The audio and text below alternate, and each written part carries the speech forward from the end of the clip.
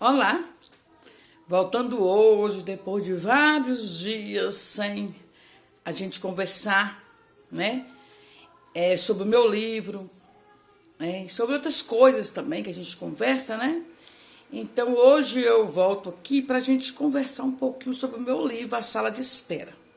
Para a gente refletir sobre a sala de espera e os diálogos necessários que a gente tem com Deus. E neste capítulo do livro, eu escrevi sobre como ressignificar a vida. Então, aqui eu falo como a sala de espera nos ensina a ressignificar a vida.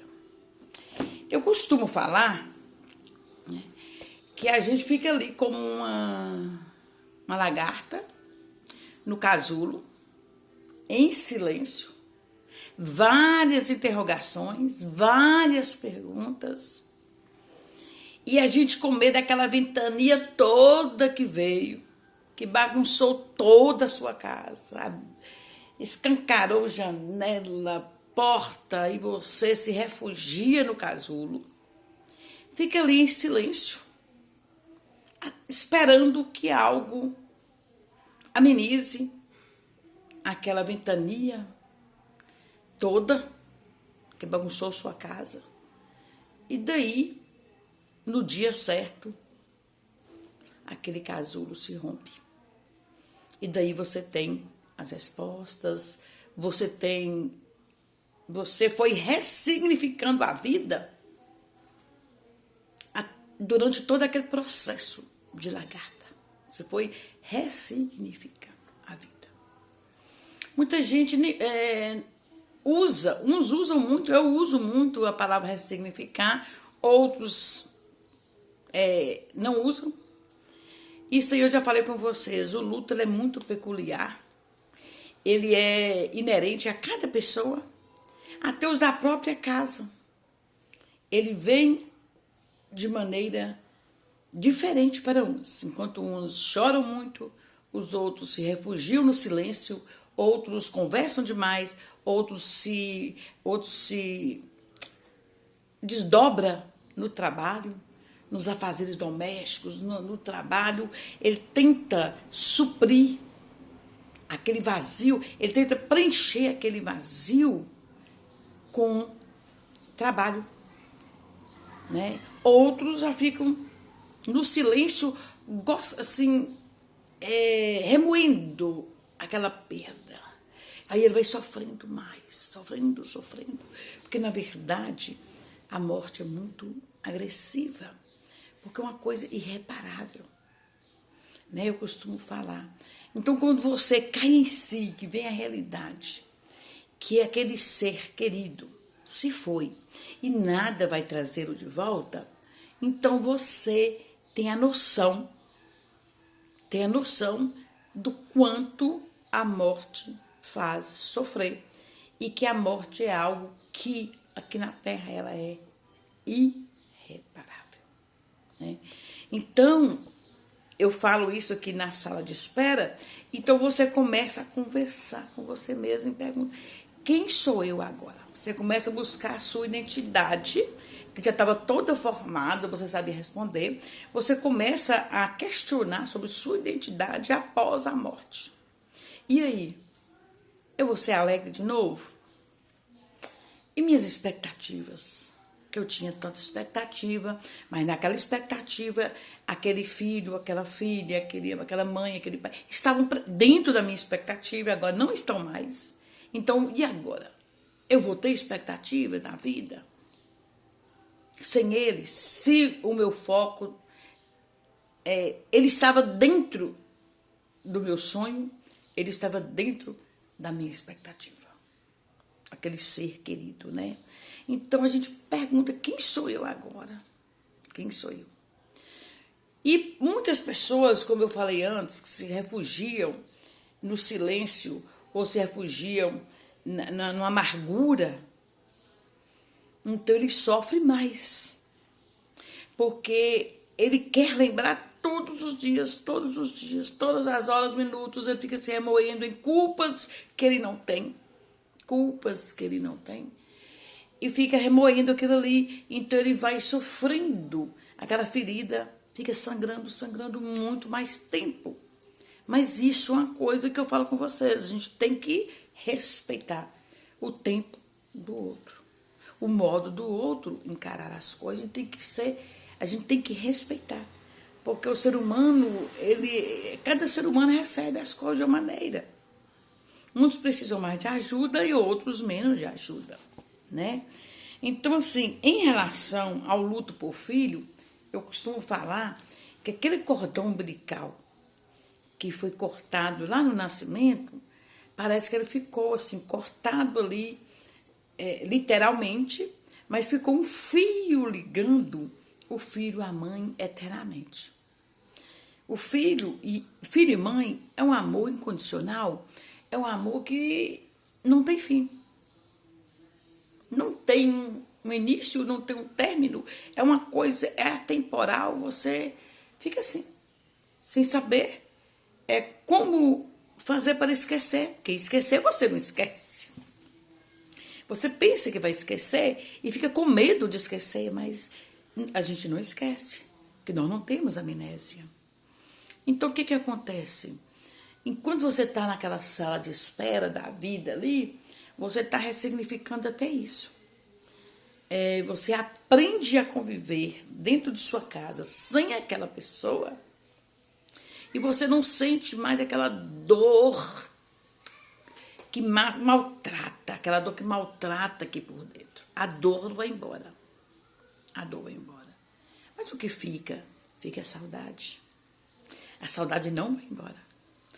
Nos detalhes, aniversário, num livro, numa roupa da pessoa, a todo momento você lembra.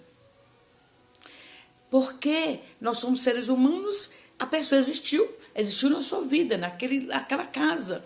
Então você tem que lembrar. Então muitas pessoas têm um conceito errado. Por que você gosta de ver foto? Por que você gosta de ver isso, aquilo? Você está gostando de sofrer? Não. É muito fácil falar quando você está do outro lado do problema. Mas quem está vivenciando o problema sabe que este amor de mãe, pai e filho, uma coisa assim criada por Deus, você eternamente, você vê aquilo, você fala fulano. Você vê aquilo, você fala fulano. Mas aquela dor que maltrata, Deus tira.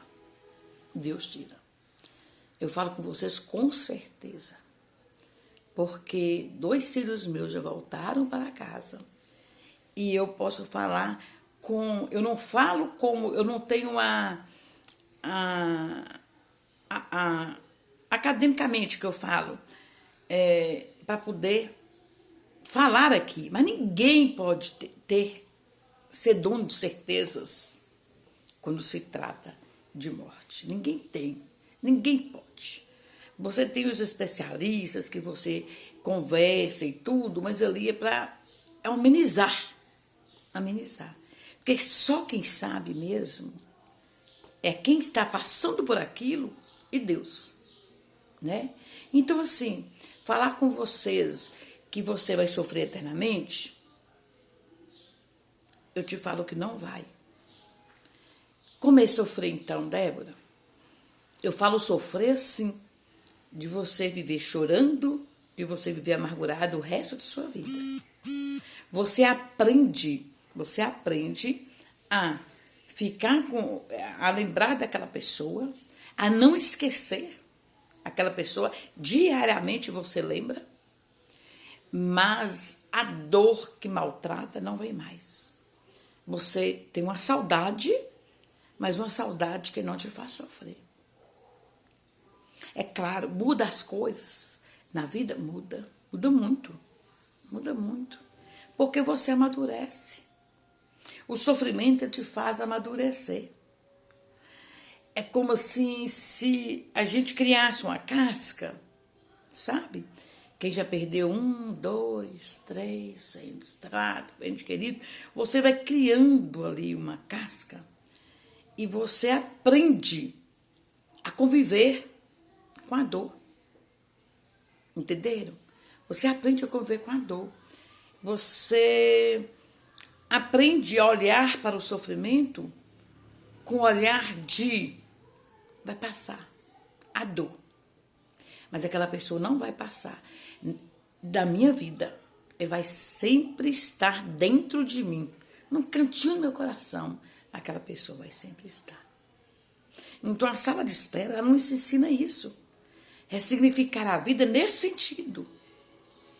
Você nunca vai voltar a ser o que você era antes daquela morte. Não vai voltar. Por quê? Tem planos, sonhos seus que você incluiu aquela pessoa. E aquela pessoa, você vai ter que mudar planos, mudar expectativa, mudar planos, porque aquela pessoa não vai estar mais naquele projeto de vida seu aqui na Terra. Ele não está mais naquele projeto. Ele não continuou ali para você colocá-lo como meta, como algo, como foco. Nisso aí que eu falo que vai mudar. Né? Então, assim, eu continuo falando que só Deus explica esse amor de pais, não só da mãe, de pai, de mãe, de filho.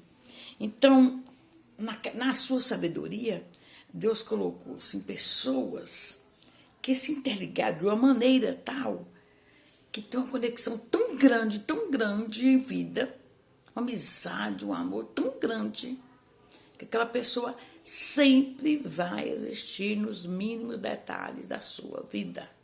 Sempre vai. Não é que a pessoa gosta de sofrer. Não, não é isso. Mas sempre vai existir aquela pessoa na sua vida.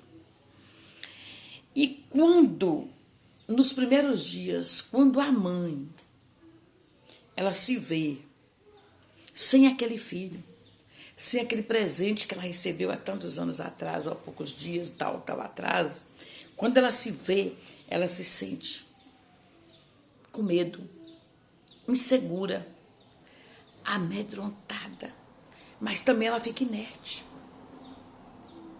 Fica inerte. Fica olhando para a vida, vendo o relógio, o bater do relógio passando, e ali parece que tudo está cinzento para ela. Eu te falo que são os primeiros dias mais difíceis da nossa vida. São os dias seguintes ao dia da perda. Muito. Então é por isso que a gente entra num casulo, se torna uma lagarta e se prepara para criar uma nova pele, criar novos sentimentos para você prosseguir. Para você prosseguir. Então a mãe sempre pergunta, agora o que eu vou fazer sem meu filho? O que eu vou fazer sem minha filha? Mas ela mesma responde, eu sou náufrago. Eu sou náufrago. Eu estava num barco, para lá, para cá, com a esperança. Amanhã a esperança ir embora. Hoje esperança, depois perdi esperança, vem esperança, um náufrago. E aí, de repente, o barco afundou. Mas Deus veio e te livrou. Deus te levantou, te tirou do barco e você fica ali à beira do mar, olhando aquele mar imenso, inerte, que você não pode fazer mais nada. E aí você fica inerte ali perante a vida. É isso que acontece, né? Então você se sente aquela florzinha esmagada, que perdeu tudo, e você cheira, ali ficou o perfume da flor na sua mão. Assim é a pessoa que parte, né? Foi embora, mas sempre deixou o perfume da sua existência aqui na Terra. Então, o deserto é muito grande nos primeiros dias. E ele vai se alastrando, sabe, como uma erva daninha. Ele quer danificar tudo em você. Então, você precisa muito da força de Deus para você se levantar. Você precisa da força de Deus, você precisa de sua família, você precisa de bons amigos, de boas palavras, Palavras que te levantam e não palavras daquela pessoa, dó, e que vai te descendo para baixo, para baixo, para baixo. Quando você se vê, você está no fundo do poço. Não pode. Então, quando você se aproximar de uma pessoa assim, saiba utilizar as palavras certas. Peça a Deus sabedoria. Você vai visitar uma mãe, um pai que perdeu o filho? Antes, prepare-se. Peça a Deus sabedoria para que as palavras que saem da sua boca, elas façam com que aquela mãe, aquele pai se levantem e não que se afundem.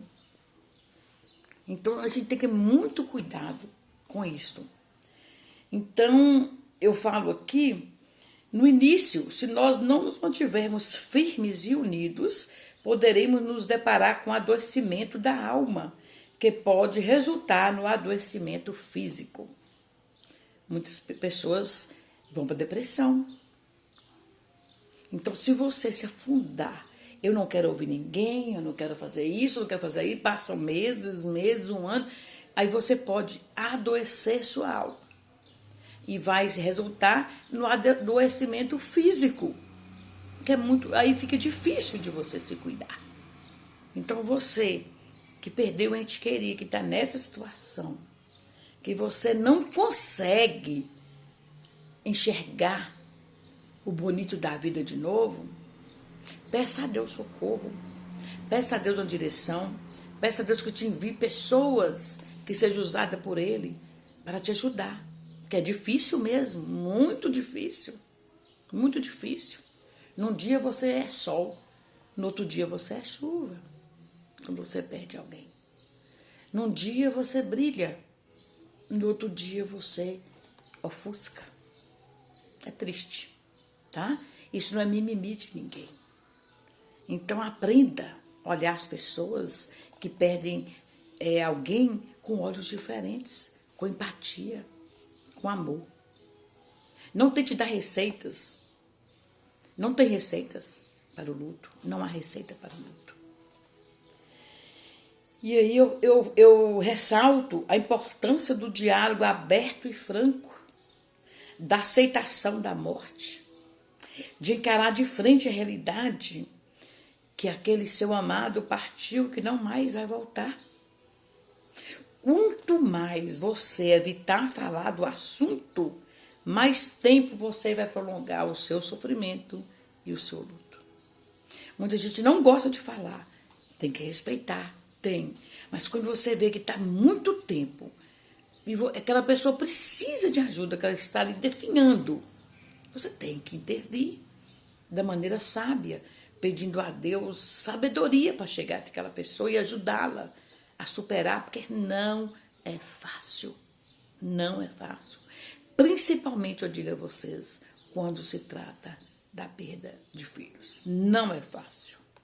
Então, se nós não estivermos alinhados, olha bem, com a vida cristã piedosa, o que é isso? Uma vida cristã em comunhão com Deus. Se a gente não estiver alinhado com aquela intimidade com Deus, passaremos anos da nossa vida aqui nessa terra nos perguntando e lamentando: onde está a minha vida? O que eu fiz da minha vida? O que eu farei da minha vida agora sem esta pessoa? Então é isso que eu quero que vocês reflitam. O remédio é Deus. A proximidade de Deus. Isso me ajudou muito, muito, muito, desde os primeiros dias. A presença de Deus na minha vida é tão forte, que Ele me ajudou desde o início. E eu não sucumbi à perda de 2 filhos. Porque você tem que refletir. Refletir que um dia todos nós iremos partir dessa terra. Aqui não é lugar de morada, né? Muitas pessoas falam isso e eu torno a repetir. Aqui não é lugar de morada. Nós estamos nessa terra só de passagem. Meu filho e minha filha só foram primeiro do que eu. É uma situação inversa, como se diz? É inversa. Porque o pai prepara, a mãe prepara, o pai primeiro. Mas aconteceu. Eu sofri muito. Eu sofro. Mas eu tenho aquela dor que me dilacera a alma, não mais, porque eu deposito isso tudo em Deus, aos pés de meu Deus. E Ele me responde acalentando meu coração, porque Ele sabe que é difícil. Ele sabe o que eu estou passando, o que você está passando. Ele reconhece o que você está passando. Mas o que Ele faz? Ele te segura pelas mãos e te levanta e não te deixa sucumbir. Então, um abraço para você. Espero que essas palavras tenham te ajudado, porque o luto por filho, apesar de ser peculiar a cada um, mas tem uma coisa, nós temos coisas parecidas. E o que é mais parecido é a morte e a certeza de que aquele ser amado não vai voltar mais. Então só me resta dois caminhos, caminho A e caminho B. Ou eu ficar ali amargurada e definhando pouco a pouco. Ou eu renascer ali, aquela lagarta, quebrar aquele casulo e nascer para a vida. Mesmo que não sejam os mesmos sonhos, as mesmas expectativas, mas Deus vai te ajudar a caminhar até esse dia perfeito. Até o dia que chegar a minha vez, a sua vez, de nos encontrarmos também com Deus. Então, a sala de espera, enquanto eu estou esperando isto, eu vou ressignificando a minha vida com amigos, com família, com trabalho, com muitas outras coisas. É o que Deus coloca no nosso caminho para que a gente prossiga com fé. Um abraço para você. Fica com Deus.